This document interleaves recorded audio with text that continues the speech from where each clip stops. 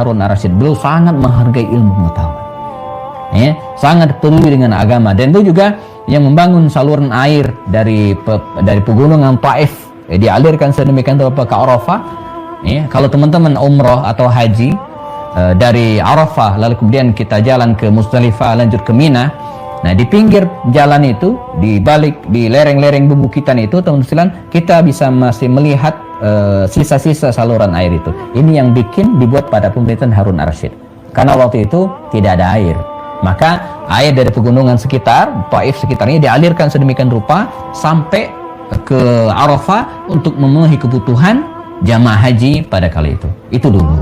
Sekarang nggak kepake lagi itu saluran. Cuman bekas-bekasnya masih ada. Kalau kita pakai bus lewat itu ada, ya, bekasnya gitu kan. Saya suka tunjukkan ini terusan atau saluran yang dibuat Harun Ar-Rasyid atas infak wakaf dari istrinya pada waktu itu. Ya, sampai sekarang masih ada. Kalau sekarang ya air bukan dari pegunungan lagi, tapi sudah disuling dari laut, diolah sedemikian rupa oleh pemerintahan Saudi dan bisa diminum dengan baik, bahkan mandi segala macam dari air tersebut, ya. Yang lainnya ada Al-Mu'tasim billah. Al-Mu'tasim ini yang merupakan cucu dari Khalifah Harun Ar-Rasyid, Khalifah ke-8 kalau tidak salah, ya. Ini memang kontroversi, ya. Tapi satu hal yang kita teladani dari beliau ini, dia seorang pemberani. Ada kisah tentang beliau, teman-teman baca sendirilah nanti. Saya mengambil cuplikan-cuplikan saja untuk memberikan semangat. Di masa pemerintahnya pernah terjadi sebuah peristiwa di daerah Damaskus, Suriah, jauh tuh ya, Baghdad ke Suriah. Ada seorang wanita berkebangsaan Arab, muslimah dan berkebangsaan Arab. Suatu saat dia dilecehkan oleh salah seorang tentara Romawi, karena Damaskus itu kan berbatasan dengan kekuasaan Romawi di Konstantinopel.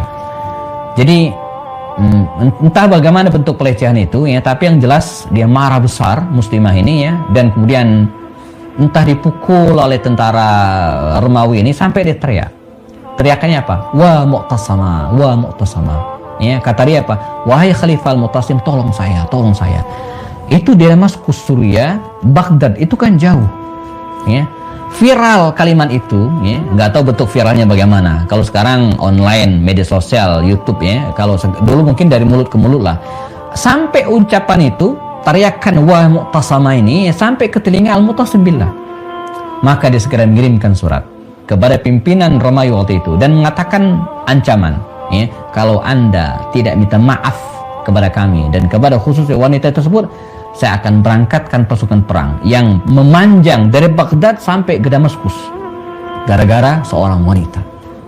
Jadi seorang wanita saja yang dilecehkan, sikap, ya, kesatria, militer sejati dan pembelaan seorang khalifah luar biasa, ya. Nah, jadi apa kabar dengan negara kita yang sekian puluh dulu ada ratusan TKW yang dihinakan, dan bukan hanya itu, ya, kita nggak bisa ngapa-ngapain gitu, ya. Nah, ini nah, kontroversinya karena pada masa inilah mulai merebak pemikiran-pemikiran aneh, ya. Jadi ada disebut dengan pemikiran Mu'tazilah, ya, yang hanya mengagungkan akal, mulai muncul pada pemerintahan ini. Lalu kemudian karena ini efek negatif dari perkembangan ilmu pengetahuan yang tidak bisa dibendung. Jadi begitu opennya pemerintahan ini, teman-teman sekalian, sampai berbagai pemikiran dari luar itu masuk, ya, dari filsafat Yunani dan kemudian yang aneh-aneh itulah, ya. Nah, termasuk diantaranya pemikiran yang mengatakan bahwa Al-Quran itu makhluk, ya, makhluk Allah.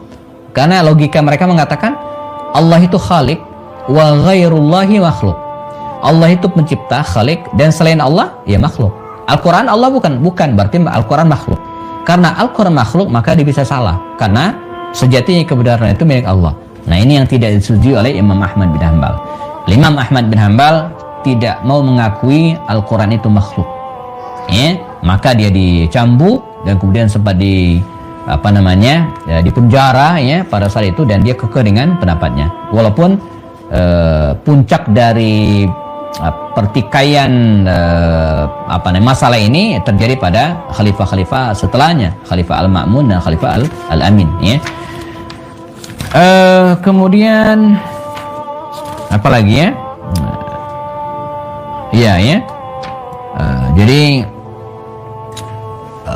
Kita tadi sudah menyelesaikan Khalifah Al-Mu'tasim. Jadi Khalifah Al-Mu'tasim billah ini puncak dari akhir dari pemikiran aneh tadi. Walaupun sudah awalnya Khalifah sebelumnya, Khalifah Al-Amin dan Ma'mun, itu yang lebih galak lagi sebenarnya ya. Nah, ini endingnya gitu kira-kira ya. Nah, sisanya ya khalifah-khalifah yang lain teman-teman sekalian, ada Al-Wathiq billah, Al-Mutawakkil billah ya.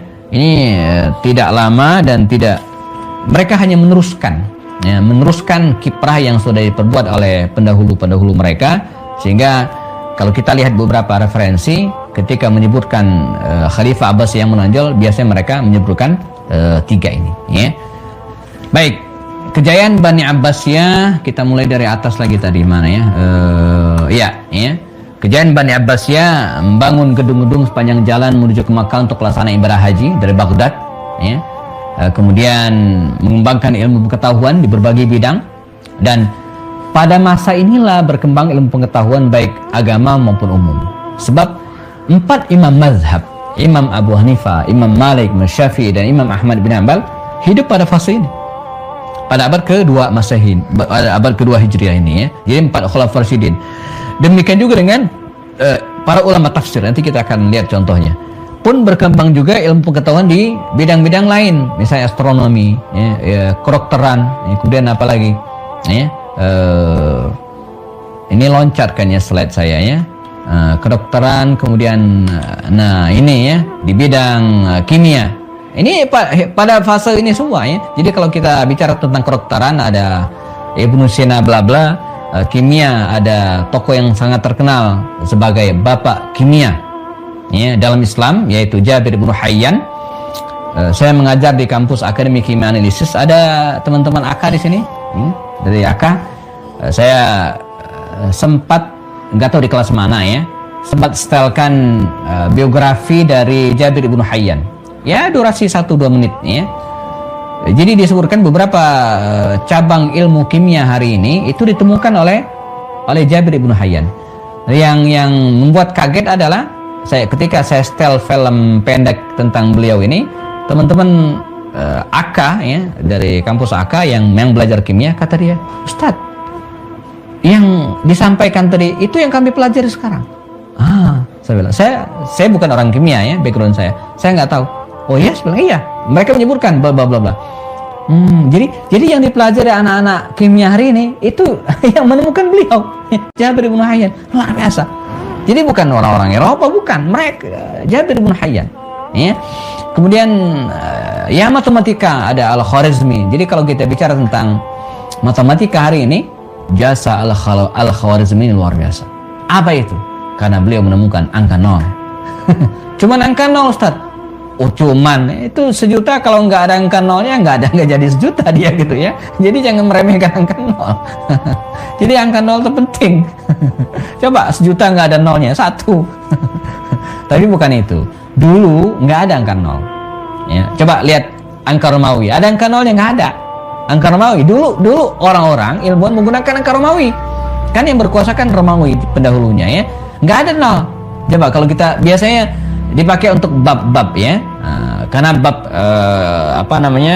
skripsi, tesis itu paling sampai 5 atau 6 bab ya, nggak ada yang sampai 300 bab kan, nggak ada. Makanya biasa angka Romawi, hitung-hitungan yang pendek lah ya, 12 jam itu biasanya masih banyak yang pakai angka Romawi. Tapi untuk gede repot. Coba teman-teman yang matematika di sini misalnya berhitung, coba 1763 dikali 122 pakai angka Romawi, ngitungnya ribet. 1700 apa M 700 apa itu X, nggak ngerti saya. Ribet deh. Nah, Al-Khwarizmi memperkenalkan hitungan baru, angka baru yang kita kenal dengan Arabic Numeric hari ini, yang kita pakai hari ini. Itu yang perkenalkan beliau, walaupun bentuk-bentuknya ya beda-beda tipis, tapi intinya begitu.